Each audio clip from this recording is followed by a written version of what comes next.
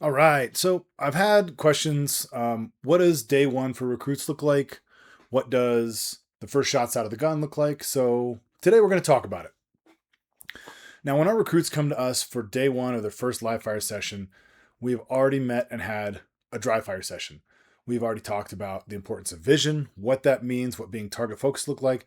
We've already walked through all the principles of grip, what we're trying to do with the connection to the gun, all the principles that our grip have to maintain and can't violate in order to shoot effectively. We've talked about stance and structure, what those are, what they're not, the difference between the two, what they need to be doing with their feet and the rest of their body. And then we've already walked through both deliberate and immediate trigger presses, and those recruits have gone on to work on their index, drawing to an index, and the deliberate and the immediate trigger presses on their own in dry fire for at least a week, sometimes two. But all that before they ever come to us on day one to shoot live rounds. So when they show up on day one, we do the usual nomenclature lecture, show them how to take the gun apart, put it back together. We show them how to clean it at the end of the day, so we don't get into it right then, but we do show them the individual pieces. Mostly 30,000 foot view, so that when we tell them to grab the cocking serrations or the slide serrations and rack the slide, they know which part of the gun we're talking about. When we talk about the trigger guard, we talk about the frame, we talk about the grip, those types. Like, we just want them to have a general working vocabulary that is the same as the one that we are using. Once we do all that, we do about 10 minutes of dry fire warmup like we do every day. In this case, on day one, dry fire warmup is drawing to an index. We are looking to see what their skill retention, what their understanding of drawing to an index is after they've done their own training. And, honestly, it's a bit of a check to see if they did the work. It's very obvious those who did and very obvious those who didn't. Generally, everyone does, but for those that don't, like, it's very obvious, they get called out. Hey, this was the expectation, you didn't meet it, and here's the consequence. So we work through like drawing to an index. We're checking, make sure that everything looks good, and then we work through the deliberate and immediate trigger presses. Deliberate, no time limit. Immediate, we work them through all four trigger positions on the different on the beep of a timer. Just kind of asking them to assess what they see, make the corrections as they see them, kind of gauging their understanding of what they're seeing and tying that to what's happening. Can they make assessments? Can they make changes? So once all of that is already out of the way, it's time for first shots. We're going to load the guns up and we're going to pull the trigger for the first time. They're going to shoot live ammo out of their guns for the first time for real. How do we do that? What does it look like? Well, we put them on bucket targets. And bucket targets are nothing more than a target that looks similar to this. This is something that I drew up in Excel, and we print a bunch of them, and this is what we use. Why do we use this? Well, it's super easy. It's very, very simple to give the instructions, and it's really easy for them to see the feedback. So when we just use spray glue and stick these up on the target, on the cardboard backers that we use, and then the instructions are real simple. I want you to look at the focus spot. I want your dot to go on the focus spot. And as you pull the trigger, your dot is not allowed to cross any of the three black lines. That's it. Keep your dot in the bucket while you pull the trigger. That's it. Success looks like all of the rounds impact somewhere inside the bucket, or if you have rounds that exit the bucket somewhere out here, you saw it happen and you felt what happened, and you can start to articulate cause and effect as far as, I did this, the bullet went there, I saw it happen. So the reason I like this target a lot, and I think we've seen a bunch of success with it, is if you just take a white sticker, we used to just take a white piece of paper like this and put a black sticker on the back, or on a white piece of paper, and stick it up there. And we're like, hey, we want you to look at the black sticker. That's your focus spot. Pull the trigger. Subconsciously, what ends up happening is if they don't hit the black square, it's a failure. And they get frustrated. Depending on how far away from the black square it is, the bigger the failure. The other problem is it's much harder for them to see, how far did my dot leave? Did it leave a little bit or did it leave a lot? And they're not really making those connections when the dot leaves to what's happening in the hand. Usually it's the firing hand. Something about having this additional set of lines as a kind of a visual guide. So if I see my dot leave here and it starts to travel toward the black line, even if it doesn't cross, they tend to see that more for some reason. So it speeds up the learning curve as far as cause and effect loop, which is all we're really looking for. So we don't give them a lot of guidance. It's just like, hey, look here, put your dot here, and I want you to figure out how to pull the trigger so that your dot stays in here. Now you notice there's no line at the top because the gun recoils, the dot has to exit the box. But what it also is showing them is your gun should recoil more or less straight up and down. If it's recoiling really, really wonky to, 9 or 10 o'clock or 2 or 3 o'clock, something's probably not quite correct with the grips that you're building. But as long as it's moving more or less straight up and down, and your rounds are impacting inside the bucket, that's success. So then we simply shrink the bucket or move them back or both. So then we've got smaller buckets. So this one's the next size down.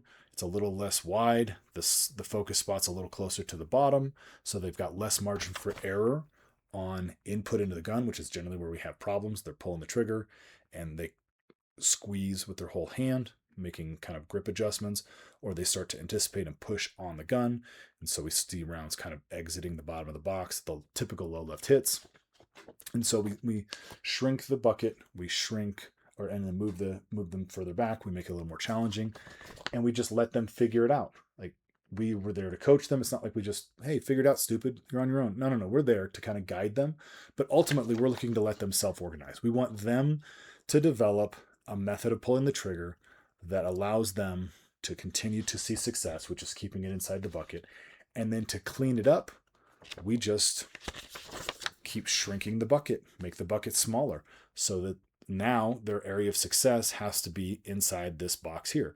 I added a dotted line to this one because now it's not good enough to just keep it inside the bucket. Your bullets need to impact inside this square, and then it can exit the bucket up. The recoil, the dot can exit up. And by shrinking the constraints, kind of limiting what the margin for error is, they learn to clean up their trigger pulls over time, less and less input. They see the inputs as they happen, so they're able to make corrections faster. And we see a lot of success relatively quickly.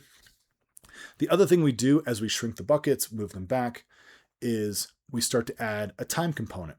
So we start them off on deliberate trigger press, no time limit. I just want you to try to put bullets in the bucket, and when you see the dot depart the bucket or you see a bullet exit the bucket, do you understand, can you articulate what you felt to ties cause and effect together?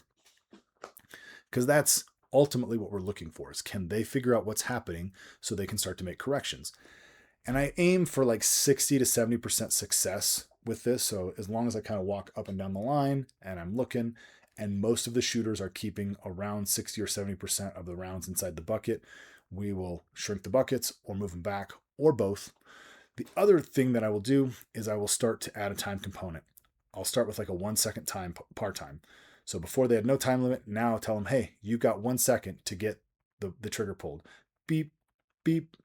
And they very quickly, deliberate trigger press starts to speed up a little bit. They're rolling through the trigger a little quicker.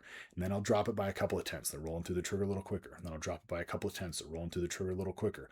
The entire time we're adding, or the entire experience that we're adding this time component, the expectations are still the same.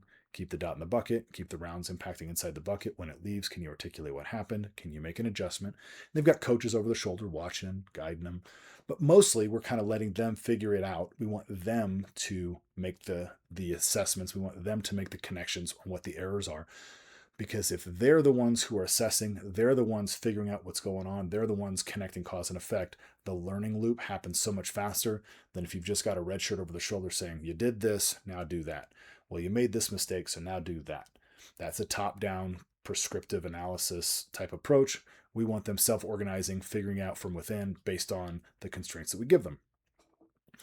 And so pretty quickly, as we drop the par time, we go from a deliberate to an immediate trigger press. So now it's just, you need to have your trigger pulled by the time the beep is over. Beep, bang, beep, bang, beep, bang.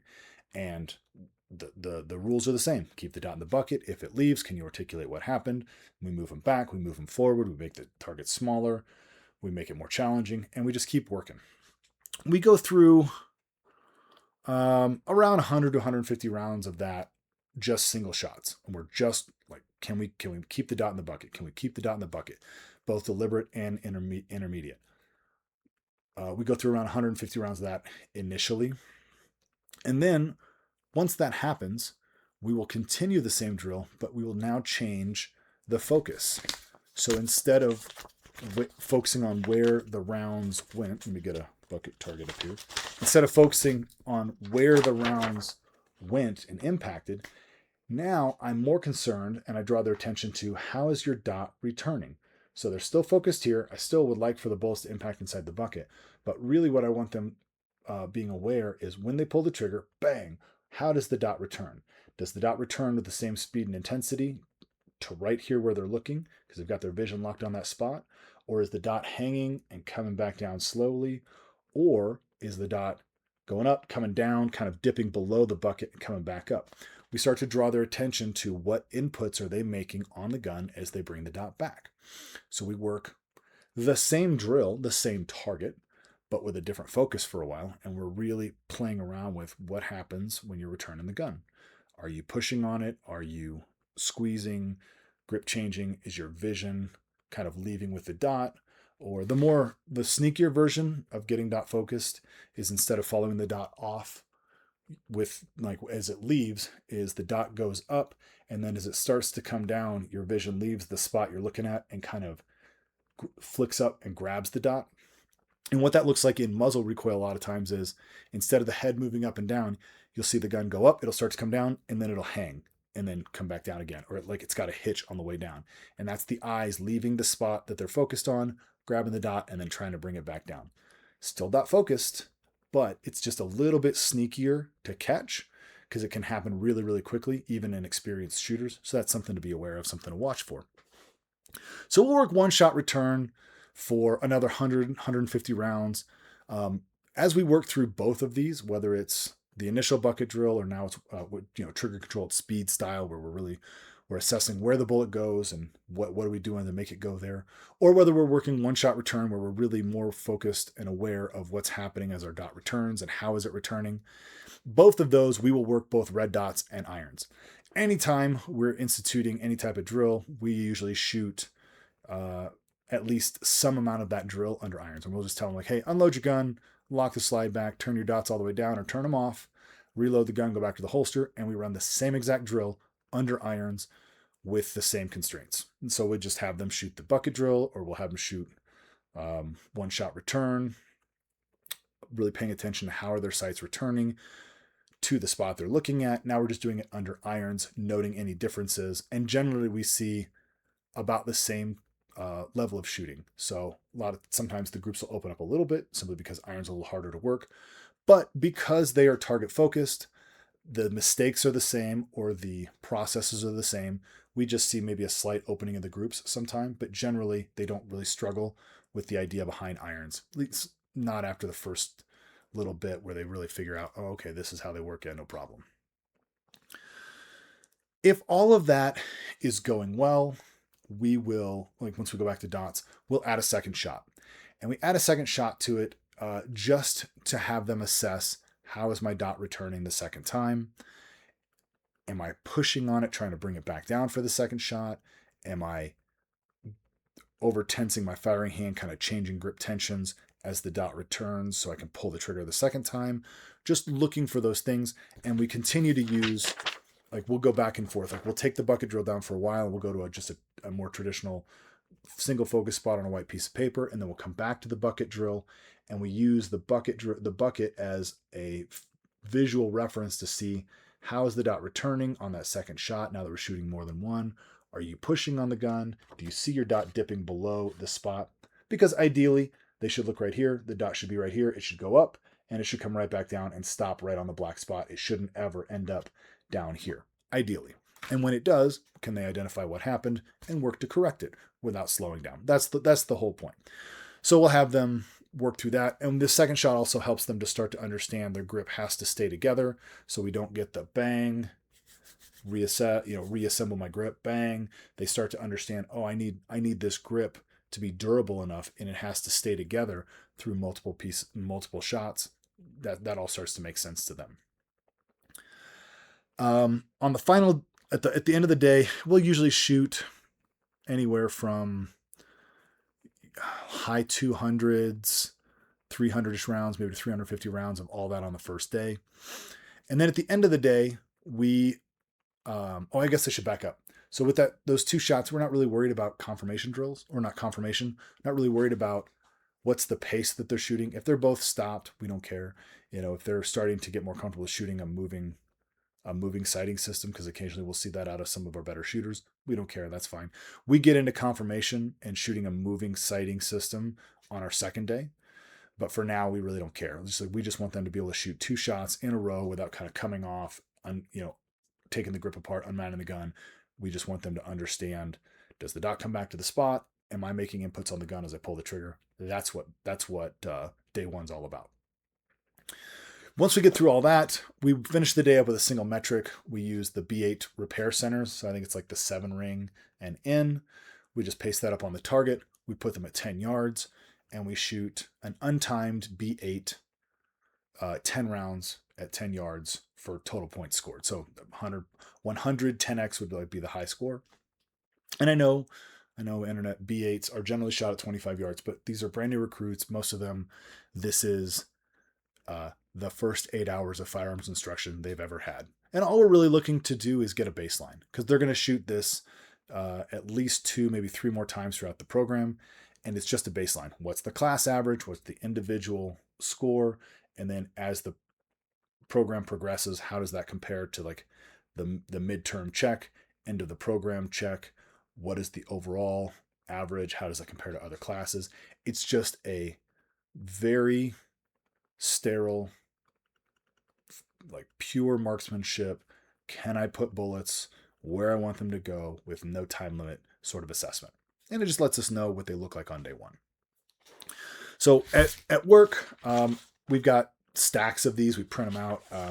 There's 4 different sizes that we can hang up, larger, smaller, as we move them further back, bring them forward, whatever the challenge is. And we just have stacks and stacks of these, and we spray glue them up. But when I travel, I don't travel with reams of printer paper, and oftentimes I'm out on a range where I don't have that. So instead, what I'll do is I'll just draw it on a USPSA target, if that's what we're using. I usually use the bottom of the A zone, and then I'll make it narrower or wider, and I will move this spot further up for newer shooters or less of a challenge if I make the bucket wider. If I make the bucket narrower and maybe we're moving further back, I'll also move this down for more experienced shooters, because the lower this is, the less margin for error you have on input into the gun without exiting the bucket. In a perfect world, you could make the bucket essentially the same width as the spot and put the spot just above the bottom of the bucket, and you would be stacking them on a paster. I guess if you wanted to take it to its extreme conclusion, I've never tried to shoot it that way, but a marker and 3 lines on a target will accomplish the same thing. You don't have to print them. For time expediency at work, because we repair targets all the time, instead of putting brown pasters on a target, we can just spray glue and stick a new one of these up. Covers all the holes immediately. Works really, really nicely.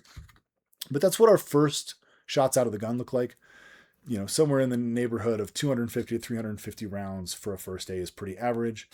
And we see a high level of understanding and a pretty good level of retention as far as when they make mistakes, input on the gun, when they see the dot slash down, they start to connect it. They're not always able to correct it, but they at least understand what's happening when they go home for between that week and the next week's live fire session. They go home to dry fire it. They understand the feelings that they are trying to replicate and work through at speed and dry fire, and we see a lot of success with that. So hopefully that's helpful. If you got any questions, drop them down below. I'm supposed to say like, share, subscribe, or all that crap. If you can, if you want, or don't, it's all right. You're an adult. You got your own snack money. You can make your own adult decisions. So Hope that helps. Take care.